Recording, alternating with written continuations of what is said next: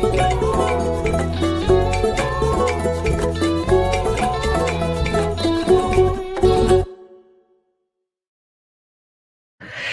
everybody, Kate Lincoln-Goldfinch here. Welcome to Tuesday morning, El Show Sin Fronteras, where we talk about all things immigration, all things current events.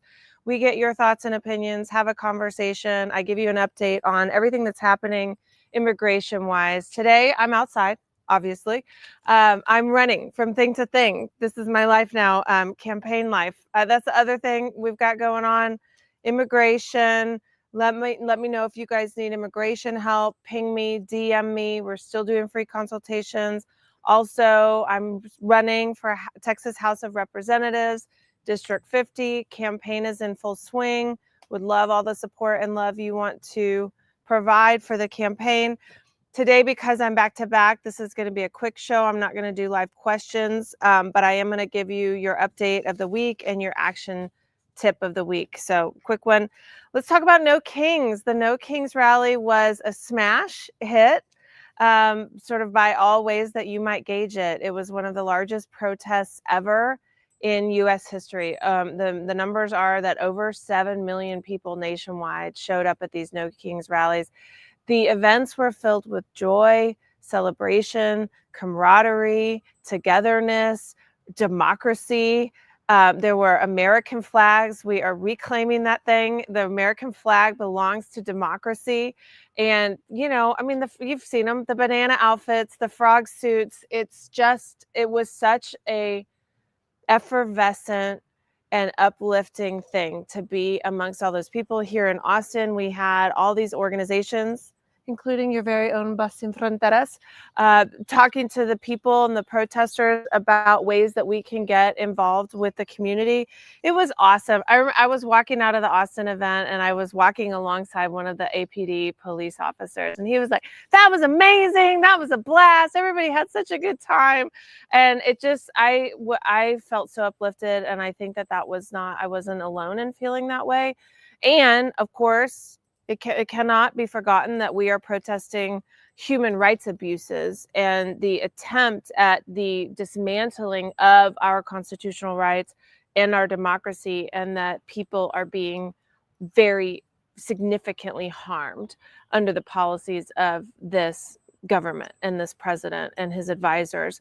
And the fact that we all felt it, all got together, had a peaceful protest, let our voices be heard, and there was no violence, is a wonderful thing. Meanwhile, the president's posting crude AI videos of him flying a jet and literally dumping excrement on American people. I mean, it's just baffling. Anyway, No Kings, awesome. Super high five everybody that went.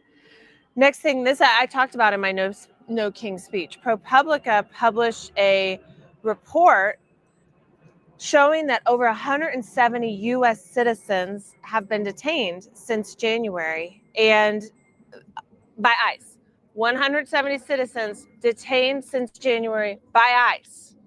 50 of them were suspected of not being citizens. All of those people were Latino.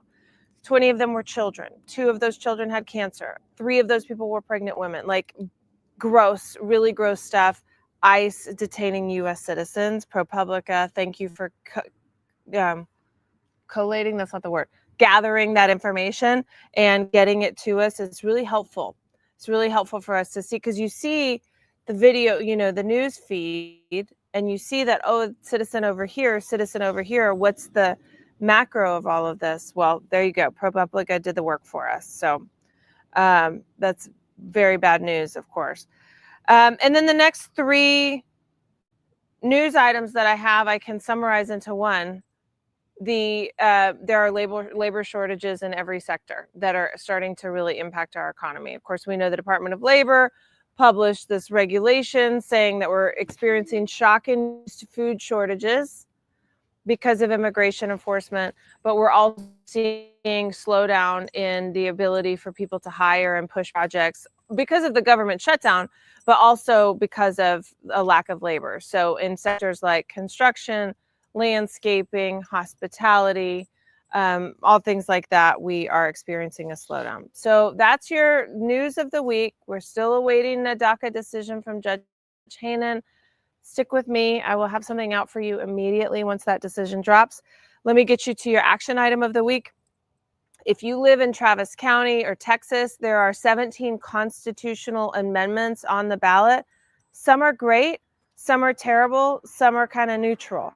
So it's not so simple as like, am I for or against this thing in this election? No, you actually got to go and do the work. But several organizations have published really helpful voter guides. The American Federation of Teachers has a good one, and all the ones I've seen are pretty, in line with each other. The League of Women Voters always does guides. So you can just find a voter guide. And then I think what I like about the League of Women Voters guide is that they'll have a plain language explanation of what the constitutional amendment is, and then they'll give you the arguments for it and against it. And it's like a 5-page document. You can print that thing and take it with you to the ballot box. So early voting has begun. Election day is November 4th. Early voting has already begun on yesterday, on the 20th of October. So get yourself early to the ballots. Is just simpler when you do early voting. Next thing is we've got our November Cafecito event on November 1st. We're doing a Dia de los Muertos celebration. Bring your dog. Won't that be fun? Bring your dog, bring your neighbor, bring yourself. We're going to be celebrating, talking about immigration, having yummy coffee drinks, hanging out. It's a very chill event, super fun. And then the last action item is related to what we saw at the No Kings rally. I had my kids there. Talking to people at the bus, listening to the speeches, going around talking to the orgs. And we know this, right? It's the younger generation that is our future, that's going to make the changes that we hope for and wish for. So what do we got to do? We got to talk to the kids. Talk to the kids about it, because they also see all this weird ass stuff, excuse my French, online. Like, and especially with the new AI videos and all that, it's about to get even weirder and wilder online. And so we got to get at home our kids oriented, aware of what's going on, aware of what matters. I was talking to my daughter, Nori. I'm trying to remember like the beginning of the conversation. But I said, it was a question about like, do you fully align with all of these things that we do and talk about, and like go into these rallies? Like, how does this feel for you being, a part of this? And Nori said, well, I don't know. I mean, you raised me, so that's what my values are. So if I align with it because you're my mom. And I was like, okay, cool. I'll take that. So, I mean, share this stuff with your kids. Don't be in this era. Don't be in a apolitical household, because your kids will be politicized by somebody. And it's probably better for it to be you, I imagine you think. So those are my tips for the week. Thanks for being with me on this quick show. And nos vemos el jueves en español, and we'll have a bit of a longer time to talk. Have a great week, everybody. Bye.